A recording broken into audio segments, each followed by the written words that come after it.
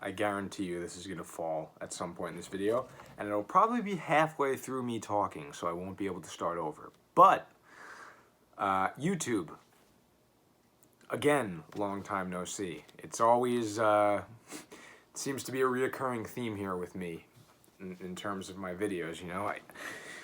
I know my last video had about a 7-month gap. No, I made it in September, so a 9-month gap between the video before that and then that one.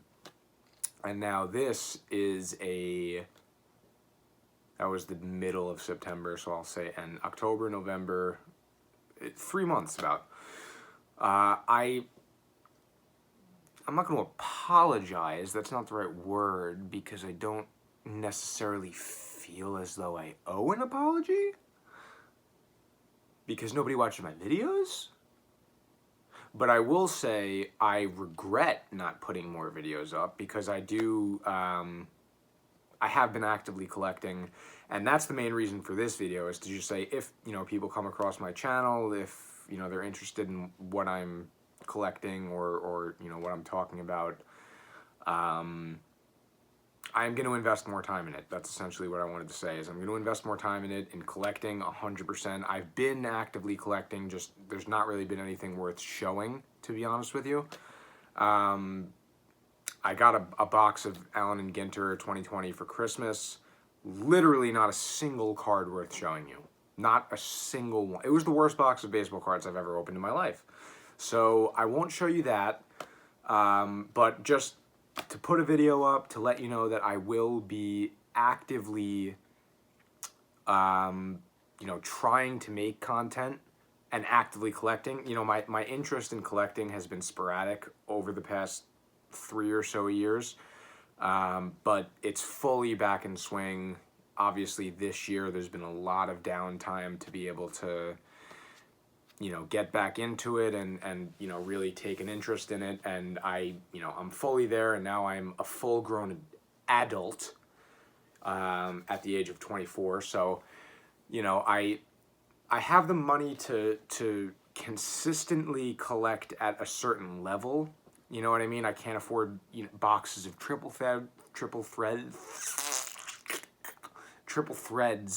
every month, but you know, I get retail and stuff. I don't, to be honest with you, I don't really think that's worth showing for a YouTube video. Like, I know some people do actively do that. If you have a built following, I think that's a lot easier than doing it if, you know, you're somebody who's kind of starting out. You kind of have to have a more ambitious goal, I think, to get a following. You know, I can make videos of me collecting Allen and Ginter base cards, but I think somebody would watch 2 seconds of that and be like, why am I watching this?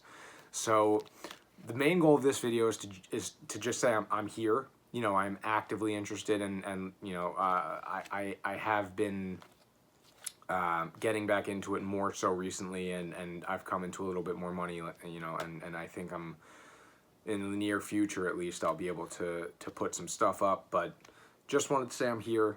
You know, I am still in it, and if you do come across this, subscribe. I would love to, you know, build a community here. But yeah, I'll show off some of my old cards in this video. Like I said, I'm not going to do that, because I don't want to have my one subscriber unsubscribe from me, because if you see these cards, you'll throw up in your mouth a little bit. So I'll show you some vintage cards. These are mostly my dad's. A couple of them I bought from shows. But there's some cool cards, so I'll do it quickly. First here is Ray Berry. He's a receiver for the Baltimore Colts. He was one of Johnny Unitas' main targets. This is not like a random card. For some reason, I had a really big interest in him when I was a kid. I remember it was because of like the 1958 Giants-Colts game, whatever year. I don't know if it was 58. It was in the 50s, but it was like the title game that kind of put football on the map a little bit, I think. But Ray Berry, Baltimore Colts, 19... I don't know what year this is. This looks like 50s, dude, to be honest with you. I don't really know. what year it was, but this guy, I know for sure this guy, I don't even think he played in the 70s at all. So it was like early 60s, mid to late 50s. Ray Berry, Baltimore Colts end receiver. They called receivers ends then for some reason. God only knows why. But that is that. Cool card. Bob Gibson, rest in peace. Absolute fucking beast on the mound, dude. This guy was a competitor. I played baseball all my life. So I was a pitcher, and I get this dude was an absolute beast. 1968. As you can see, I bought it for $10. So if anybody's interested, this card will be selling for about $150. I'm trying to flip it a little bit. Just kidding. I'm not gonna sell any of these. These are the old cards. I'm not gonna ever sell. Another rest in peace, Paul Hornung, Packers tailback from the golden years in the 60s. Another guy who had a pretty big impact on the sport in general. Him and all of his teammates were a very important factor in the development of NFL football and where it went. Larry Brown, my dad's a football team fan now, but this is a Redskins card. He's a big fan of them, so I think there's a couple cards in here. The next guy I'll show you in a second. Larry Brown I'm not too familiar with. Charlie Taylor I know was a really good receiver back in the day. For the Redskins. This is his 1971 card. Charlie Taylor. I just noticed this. This is so cool with old cards. Like they put like random. There's a Gale Sayers card in here. I'll show you. But this says Charlie owns and operates a mod clothing shop. Picture a star NFL receiver today. Just being like, yeah, you know what, I think I need to open up a thrift store to help support the family. It's so cool, man. These guys back in the day, like, they played the game, like, to play the game, They didn't really care a lot about the multi-million-dollar contracts the guys today do. Johnny U, not with the Colts. This is with the Chargers. Obviously, one of the GOATs. All-time great quarterback.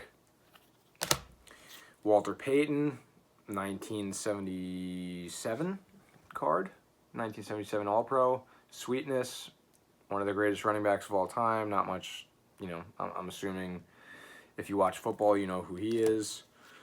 Lynn Swann, I think this is his rookie card, which is pretty cool.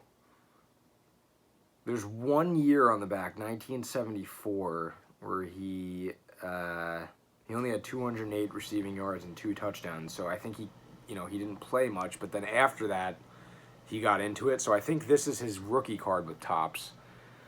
I looked it up online. Some of them are going for, like I said, I'm not going to sell any of them, but I'm obviously curious to see, like, how much some of these old things are worth. I think this card's relatively valuable. Roger Staubach, Cowboys quarterback from their golden days. This is his 1974 card. Pretty cool. Johnny Riggins, running back, played for the Redskins in the early days, so my dad liked him. This is his Jets card. Pro Action. I don't know what team that is attempting to tackle him. There is a forest green jersey and a plain white helmet. So he's on the Jets, so it's not the Jets. It's not, for sure, not the Packers. I don't know what team he's playing against, but cool card. Gale Sayers, like I mentioned, his card says Gale works for Chicago Chamber of Commerce. Also, I find that hilarious that an NFL player is just in the Chamber of Commerce because he's not a multimedia superstar like they are today. He's a normal guy who is an absolute beast at football. Bobby Clemente. I don't know why I just said that. His name is Roberto Clemente, and I didn't know him as a friend, so it's not Bobby, it's Roberto. Roberto Clemente. Obviously, tragic story. I think this was his last card before he tragically passed away in a plane crash. This is obviously an awesome card. I mean, Roberto Clemente is a legend in baseball, and he passed away very tragically, so I'm super, super happy that I have a card of his in my collection. Broadway Joe Namath. I'm from New York. I know my brother's a Jets fan. I know his full history. This guy was a player, both on and off the field. But for real, this guy balled out, and he didn't give a fuck, as it seemed. He just drank and, you know, did what he needed to do. Sandy Koufax, obviously one of the greatest pitchers of all time. Lefty. I was a left-handed pitcher, so my dad told me stories about him. This is his 1966 card. One of the greatest pitchers of all time, probably the greatest left-handed pitcher of all time in terms of, you know, dominating stuff. I honestly don't know if he had 300 wins. I don't think he did, because he played so briefly, but he had 4 no-hitters at this point, and I think he played like 2 more years. I don't know if he had any more, but that's crazy, dude. Like I know guys like Steve Carlton and you know, some of those guys that came in later, and left-handed pitchers, but you know, there were some guys that came in after him that were pretty darn good. But his stuff I would love to see in a game today. I think he would compete. I think he had some good stuff. So he was a beast. Hank Aaron. If you collect cards of any sport, I think you'd know who Hank Aaron is. He is an all-time Major League Baseball player. Second all-time in home runs. And then R.I.P., I think he's my dad's all-time favorite player, Tom Seaver. This is him on the Mets. He had an extensive career at the Reds, and I don't know who the other team he played for was, but no, all his years here are on the Mets. But he passed away, sadly, this year. He was another guy. I think everyone back then, man, was just like, they just competed. You know what I mean? It had nothing to do with like the money or like advertisements or sponsorships. Like, I've realized that recently with just collecting, or not collecting, just watching sports in general. Like, a lot of these guys seem to be putting on more of a show instead of competing. Like, you know, they make a great play, and I'm not saying they don't, like, the people today are, number one, they're better athletes than these guys. That's a plain fact. Like, they train harder, they put more time in, they don't smoke cigarettes in the locker room like these guys did, which I respect the shit out of, but obviously you're not going to be as good of a player if your lungs are, you know, you have bronchitis and you're hungover. So but these guys, like, they played the game to play the game. They didn't have anything else in mind, and I love that about the old-time sports stuff. So, like I said, none of these are for sale, but I did want to show them to you guys. Like, I think this is probably the coolest part of my collection is my dad's stuff and the stuff that I've bought. But yeah, I did just want to say I'm back into it, and, you know, keep an eye out for more videos, because I'm here to stay, and I'm really excited to get back into it. So subscribe.